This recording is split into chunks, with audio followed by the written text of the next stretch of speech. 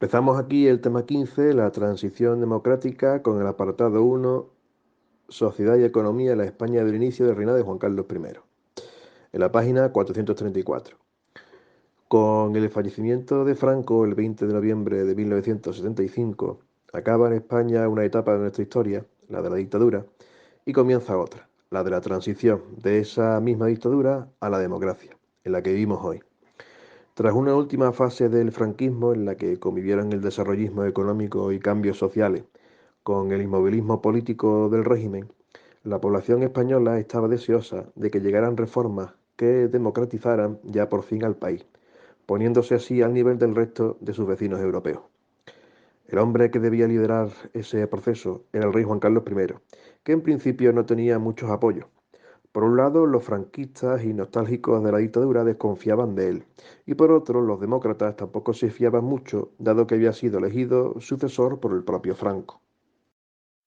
Nada más morir Franco, la ciudadanía española multiplicó su demanda de cambios políticos y democratización a través de movilizaciones, lo que pilló por sorpresa e incluso sobrepasó al poder político y a las cortes, que aún eran las heredadas de época franquista.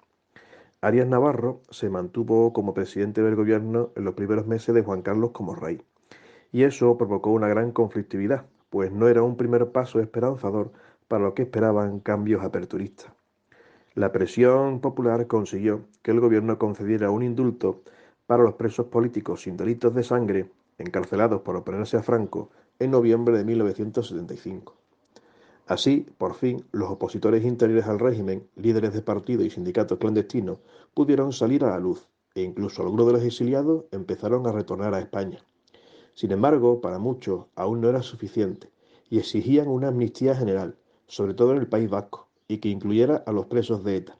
Pero como ésta continuaba con sus atentados a militares y policías, no se concedió. El gobierno tenía ante sí una dura tarea: reformar el Estado, modernizándolo, pero sin enojar ni a los seguidores del franquismo, que aún eran muchos, ni a los demócratas, que querían democracia ya. Era una misión peliaguda, y estaba claro que Arias Navarro, franquista en el fondo, no era el hombre indicado para hacerlo. Como el gobierno seguía sin legalizar el derecho de reunión y el de manifestación, esto provocó enfrentamientos entre manifestantes y fuerzas del orden público. El más sonado fueron los sucesos de Montejurra, en Navarra, en mayo de 1976. Allí, una concentración de carlistas acabó en una auténtica batalla campal entre las dos ramas del carlismo: los carlistas liberales, que apoyaban la Plata Junta Democrática, y los carlistas tradicionalistas, vinculados al franquismo, y que se saldó con 2 muertos. Tampoco ayudaba que el Estado franquista siguiera vigente, con sus cortes funcionando como antes, pero era evidente que la sociedad había cambiado, y el choque era inevitable. El papel de la familia, el de la mujer y el de la Iglesia no podía ser ya, a finales de los 70, el mismo que habían tenido en los 50, y se hacían necesarios cambios jurídicos urgentes. Por ello se hicieron frecuentes manifestaciones de corte feminista, las primeras en España, que solicitaban que el adulterio dejase de ser delito, o la validez del matrimonio civil. Todo esto evidenciaba la ruptura cada vez más clara entre el gobierno y la sociedad. Por si fuera poco, además, los pilares que habían soportado al franquismo empezaban a desintegrarse. Por un lado, la Falange, al no contar ya con el control de la sociedad, como si se le permitía en la época de Franco, se limitó a quedarse como un elemento arcaico y reaccionario, sin nada nuevo que aportar. El ejército, desde siempre, había estado muy vinculado al franquismo. Ahora tenía que aceptar, aunque no de buen grado, los cambios políticos que se avecinaban. Aunque apareció un sector del ejército de acuerdo con la democracia, la Unión Militar Democrática o UMD, buena parte del mismo seguía simpatizando con el franquismo, y siempre estuvo presente la amenaza de un golpe militar en estos primeros años de la transición. Y por último, la Iglesia, ya más separada del régimen desde los últimos años de la dictadura, buena parte de ella vinculada al cardenal Tarancón, incluso va a colaborar con la llegada de la democracia. En conclusión, los elementos que años antes habían mantenido el franquismo ahora estaban a punto de dejar de ser obstáculos insalvables que impidieran el establecimiento de un sistema democrático en España.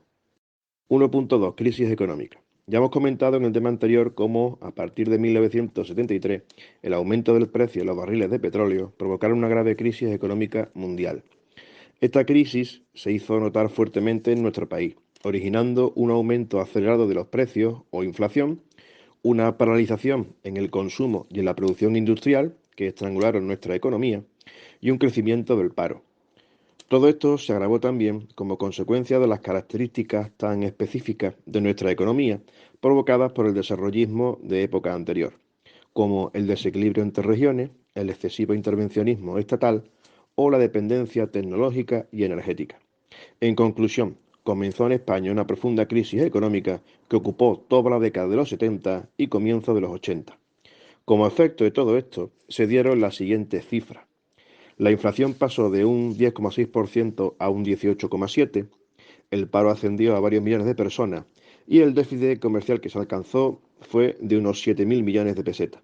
Es decir, en el momento clave en el que España iba a intentar pasar de una dictadura a una democracia, en el país había que sumarle a la crisis política un descontento social y una grave crisis económica que complicarían aún más las cosas.